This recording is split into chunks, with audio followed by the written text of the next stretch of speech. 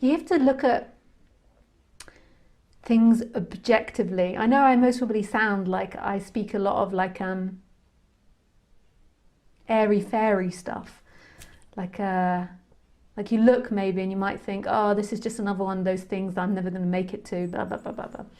But look at things objectively. Okay, so firstly, there has always been consciousness. There has always been this awake presence in the experience. There's always been the I am.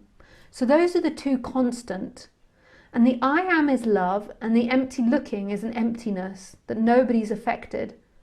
In the personality level, in the thinking level, it's all about things, about you understanding something, about you seeing your past traumas, about you getting to a place without past traumas, about you getting more money, about you getting this or you getting that. So on the thoughts level, you're never going to be secure because there's already always too many variables.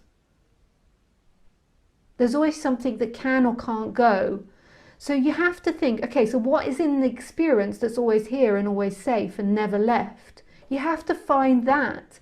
You can't look to a teacher for your safety because they're going to play their particular games with you. If you've got a more narcissistic, proud teacher, then they're always going to play as if they're better than you. If you've got an empathy teacher, they're always going to be wanting to most probably express every possible angle. All these different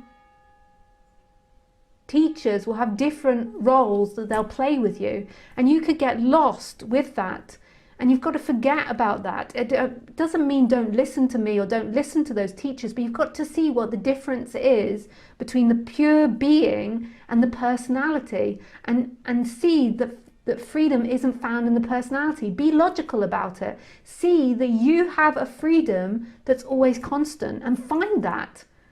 And know that it's not you that finds it, but it can be found, but not by anyone. But it's your essence, so it's there, it's glowing, it's beaming. I don't have more of it than you. It's just this personality structure is no longer identified with it, or the beingness is no longer identified with the personality structure.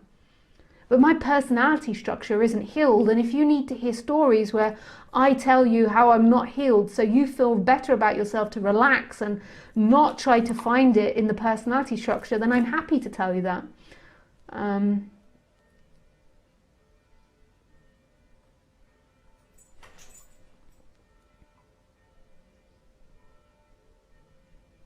Like, it's endless. You can endlessly work on the personality structure. So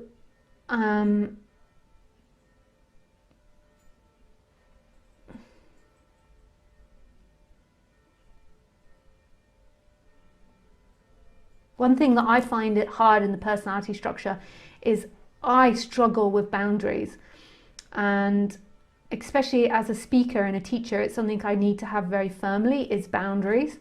And it's something that I always have to work on, and I'm most probably going to have to work on the rest of my life, is inserting boundaries, and consciously recognizing when I'm not putting in my boundaries, because it's not a natural thing for me. I didn't grow up being taught boundaries, so it's something I have to learn. It's something that I might always have to intellectually understand when I'm not putting up a boundary correctly, or when I'm not saying no correctly, or when I'm not being firm enough in my no's. No, no, no, no, no. I'm so much better than I used to be. Like, you most probably wouldn't even notice. But from the outside, maybe I look like I'm really compassionate, or really like giving, or really like open-hearted. And I am all those things. But I'm also rubbish at putting up boundaries, and I sometimes say yes too much. And I love people feeling good. I love seeing people happy, so I want to give. I'm an empathy character, so I want to do all those things.